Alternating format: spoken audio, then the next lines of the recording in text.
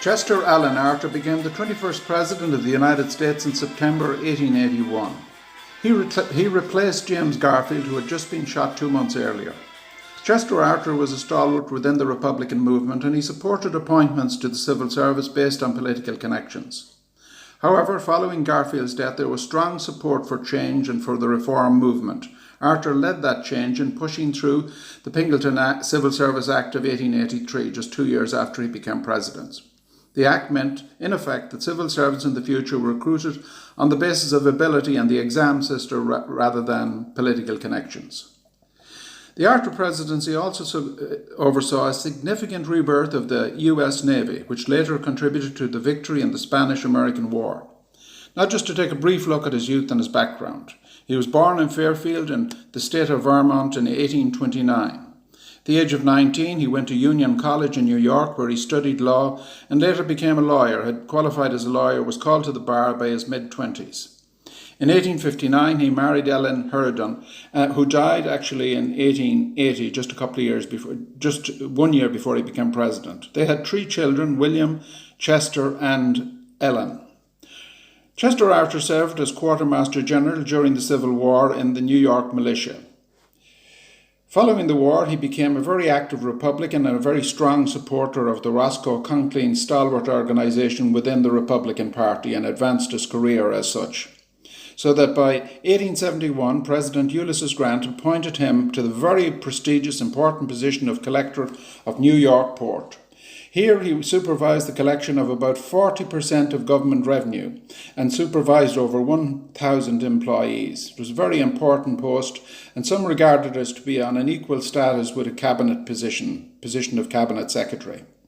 Authur's salary was partly based on a percentage of unpaid fines and levies and tariffs, so that he was a very highly paid civil servant. His salary was over $500,000 by today's standards. Employees' careers were advanced based on political kickbacks to congressmen and payments of that type of thing. There's a lot of corruption in the system.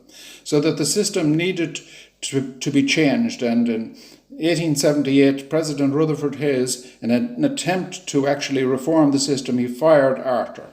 However, 2 years later, in June 1880, the stalwart section of the Republican Party attempted to make a comeback in promoting ex-President Ulysses Grant. He was nominated for the president, couldn't get through the convention, they failed, and the actual reformers failed as well. They couldn't get through James G. Blaine, so that James Garfield came through as a compromise candidate and accepted Authur as a stalwart, as a running mate in order to unify the party. The 20th President, James Garfield, was shot on the 2nd of July 1881. He died 10 weeks later on the 19th of September. Chester Authur, a stalwart within the Republican movement, now found himself at the head of Garfield's reforming cabinet. Most of them left in the following 12 months or so. The Secretary of the Treasury, William Windom, left in October to run for a Senate seat in his home state of Minnesota. Most of the rest of them resigned soon afterwards. In fact, Robert Todd Lincoln, Abraham's son, was the only member to serve right through to the end of Authur's term in 1885. Chester Authur was an unusual kind of politician. He had never been elected to any office before the vice presidency. Now, 6 months later, he was president. Moreover, as president, he seemed to undergo a change of heart. He began to mix in high society and avoided many of his former stalwart cronies, people like Roscoe Conkling, who had advanced his career in earlier years. Conkling expected to be made Secretary of State, but he was very deeply disappointed in this regard. In a remarkable U-turn, Authur became a strong supporter and friend of George Pingleton, a senator from Ohio who had spent years trying to reform the civil service, and the two men worked together on a new act. The President and Pingleton basically worked closely and pushed through the Pingleton Act of 1883, which modernised the US civil service.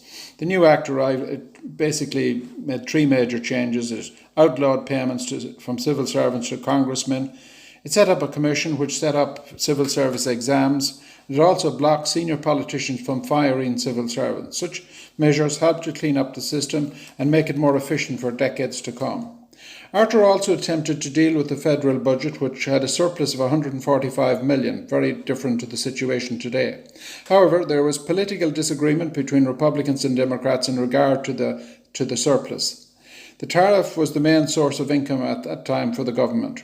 Republicans believed that a high tariff would protect US jobs and wages, and Democrats believed that it added to the price of consumer products. Eventually, an agreement was reached whereby a minor decrease of 1.5% was agreed.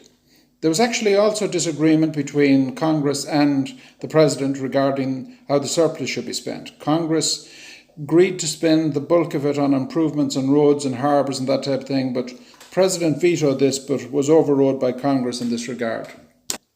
James Garfield, Secretary of State in 1881, James G. Blaine, had hoped to create trade agreements and relationships between the US and several Latin American countries, and he set up a conference which was intended to meet in 1882.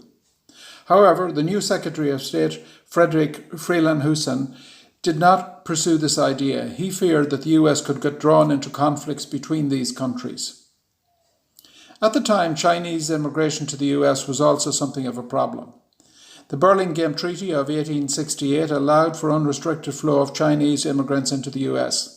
However, as the economic situation worsened throughout the 1870s and there was violent conflict in regard to this issue, both President Rutherford Hayes and Chester Arthur both vetoed legislation created by Congress, as this legislation would conflict with the earlier agreement, which was an international agreement. However, a compromise was eventually reached whereby a limited number of Chinese were allowed to enter the country. In regard to the US Navy, American naval power had declined in recent years. The new Secretary of the Navy, William Chandler, commissioned the famous ABCD squad. They stood for Atlanta, Boston, Chicago, and Dauphin. These famous battleships helped to win the war against Spain 15 years later and contributed also to American prestige, which was thereafterwards seen as a major global power. In terms of domestic affairs, civil rights continued to be an issue. Civil rights for people of colour came to an end with the Hayes presidency in 1877. However, both parties agreed to allow the South a certain amount of self-rule whereby black people were denied basic civil rights. In this situation, a new party emerged in Virginia. They were known as the Readjusters and were founded by William Malone. The President directed much of the federal funding through this new party to black communities in the South. However, many southern states continued to introduce Jim Crow laws in the South, and the Supreme Court in 1883 struck down the Civil Rights Bill of 1875, which undermined the civil rights for black people over the next half a century or so. Chester Alan Arthur never won the presidency in his own right. However, he had a significant impact in the 3.5 years that he was in office. He introduced very important reforms to the US civil service, thereby getting rid of a lot of corruption. He introduced immigration laws which banned paupers, criminals and the insane from entering the United States. He presided over the reconstruction of the Navy, commissioning the powerful battleships, the ABCD squad, which had a huge impact later in the war with Spain and added to American prestige as a naval power. Chester Arthur spent almost his entire career as a stalwart, advancing his own career through political connections. However, as president, he changed course, recognised the needs of the times and worked with George Pinkerton to become a powerful reforming president. The population of the United States at this stage grew during his presidency by 3 or 4 million, and it reached 55 million by 1885. America was by the mid-80s a stronger world power than its old rivals Britain and France, which had populations of 37 million at this stage. This will have implications in the future, as you will see in future videos if you wish to subscribe. No new states joined the Union during the Arthur presidency. The states remained at 38. However, 10 states joined in the following 10 years if you wish to prescribe and have a look at future videos. Chester Alan Arthur was not in great health as he was during his presidency. He suffered from kidney disease. At the time, a prominent journalist said of him, "No man ever entered the presidency so profoundly distrusted, and no one ever left it more generally respected." This was a good summary of the Arthur presidency. Chester Arthur died 2 years later in 1886 at the age of 57. He is buried in Albany Cemetery in New York State.